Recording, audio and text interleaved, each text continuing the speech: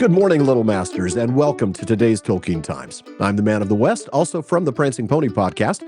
Thank you for joining me for folks' favorite Fandom Friday.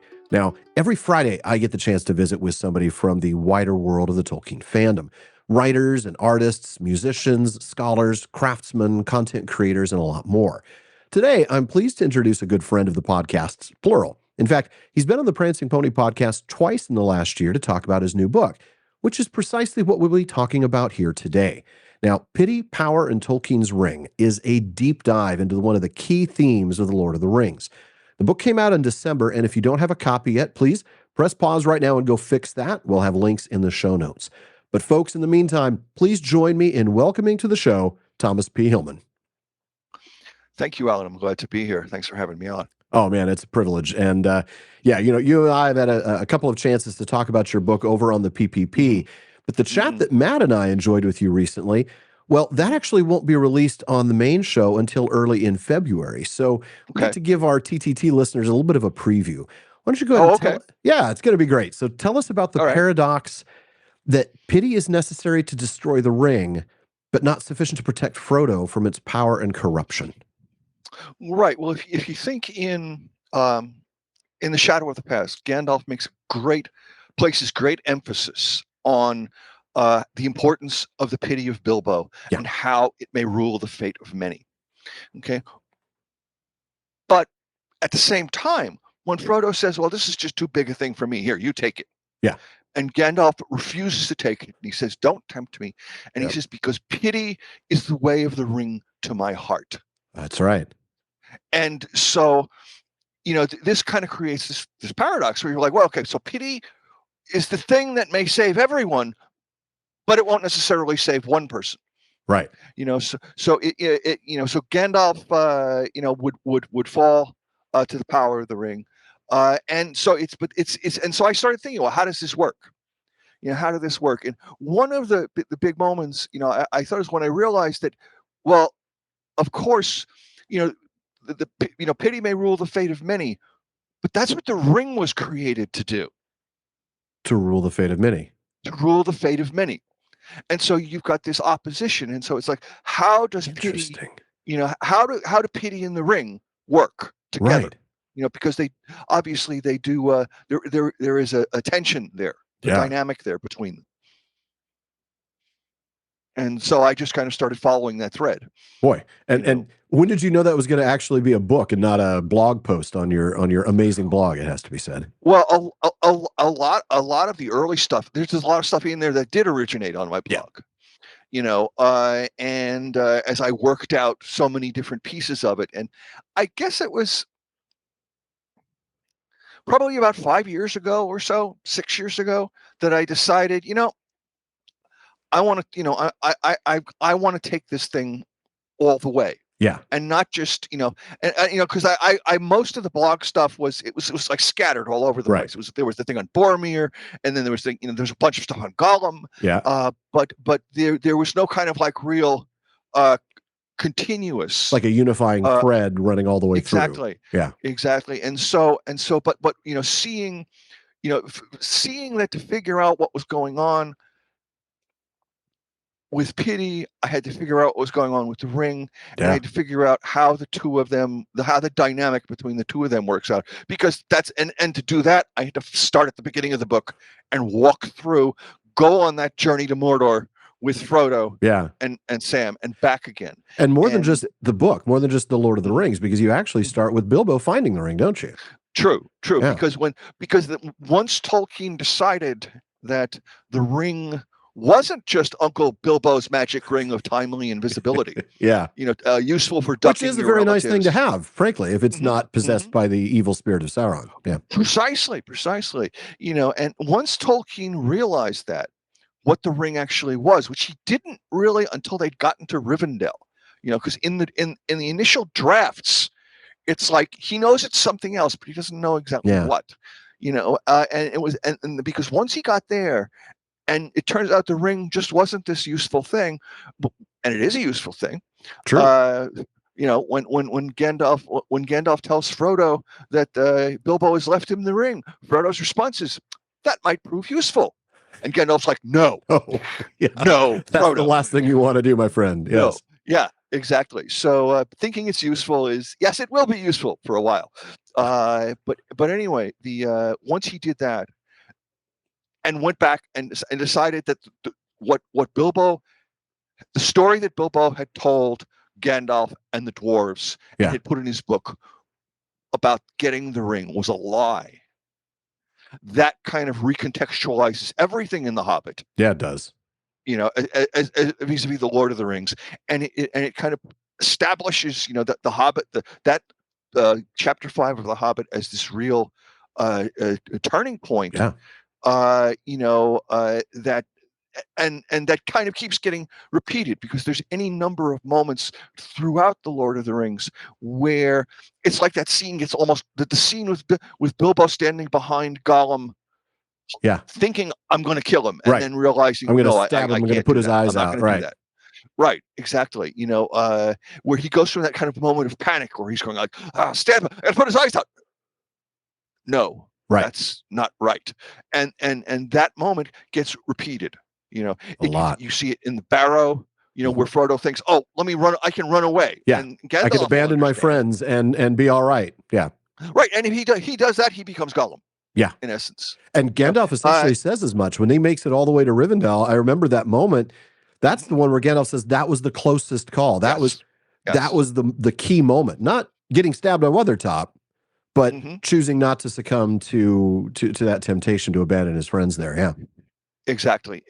Because it's that's the real thing. It's just like, Isildur saying, "Nah, I'm going to keep this." Yeah. While Círdan and Elrond are jumping up and down. Going, no, throw it away. But anyway, and he does eventually come around. Poor guy. He does sort of get the short end of the stick in a lot of people's minds. But he does. He kind of like Boromir. Yeah. Because people, I mean, I can, but it's like, the thing is that it was my birthday present. I found it. I won it. Yeah. It is it's a Weird-Guild. It's all the same lie. Yeah. It's all the same lie. Yeah, it is. It's all to justify the ring is mine. Yeah. And it just kind of seems odd that I talk about this in the book where I about Isildur's siding.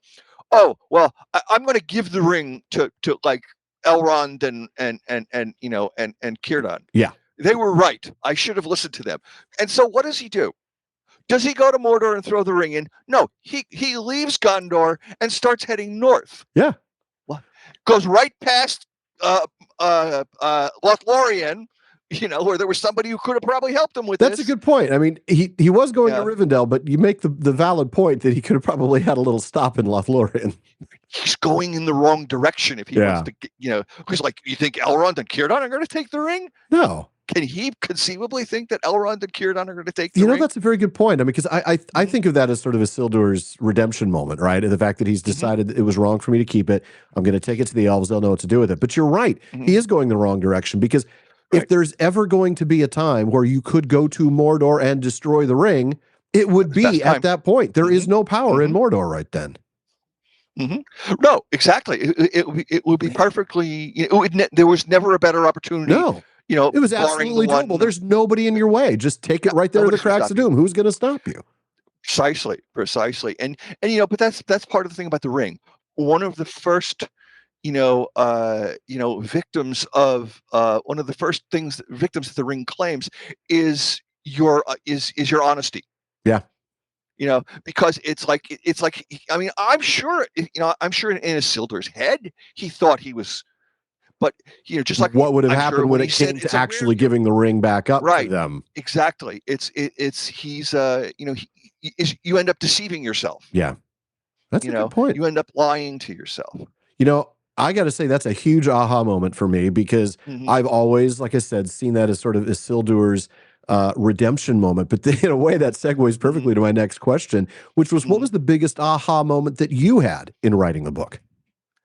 Well, there were so many. I think it's hard. Top three. Okay. I think seeing that what disturbs Boromir so much when Galadriel tests him Mm-hmm. is that she's a mirror. He Yes. sees himself reflected in her because they both want the same thing. They Yeah. want to preserve their, and there's also the kind of like, monarchy fantasy Yeah. that goes in there, because both of them talk about that in their moment of temptation. That was an Interesting. important realization. Was That's a that good point. is that she herself is a mirror. Yeah. Not just Not just her the mirror, mirror in but the she garden, herself. not just Right. her mirror. Yeah. And of course the title of the mirror of Galadriel, well, can mean the mirror that belongs to Galadriel or the mirror that is Galadriel. Yes, that's a very And good so point. she and I think that's what in a sense you could say so unnerved Boromir, Yeah. was because it was like looking at himself in the mirror. Yeah. That was one moment. Another moment was when I think I realized that the Wheel of Fire is, I got to do this like an analogy. The Wheel of Fire is to Frodo as the Eye of Sauron is to Sauron. Yes. And that's what the Wheel of Fire is that's why Frodo is seeing it. It's because it's like he's seeing himself. That's kind of like his, if Frodo did manage to defeat Sauron, like that's going to happen. But what would his orcs have had on their shields? A Wheel of Fire Instead of an Eye that's of Red. Yeah. and that was realizing that that's what that meant to him, because once he gets into Mordor, Yeah. he doesn't see the eye in his mind anymore.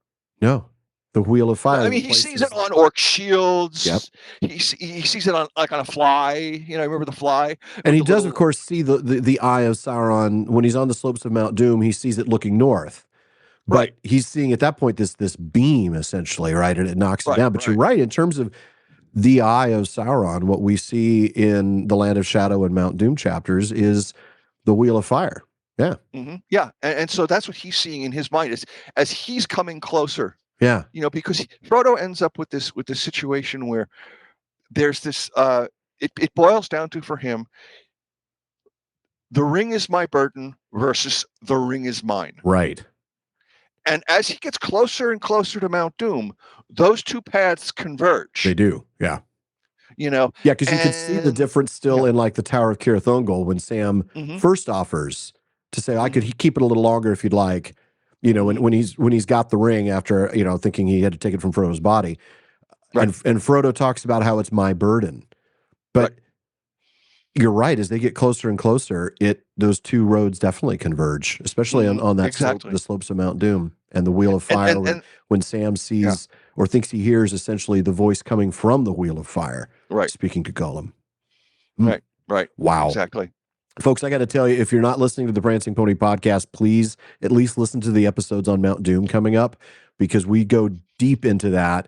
We have Tom on to talk specifically about some of those moments in Mount Doom. Yes, he's talking about the book, but we're focusing all of our questions on that last step of the journey, right? The steps from Gollum's attack to the destruction of the ring. So please at least tune into those if you haven't.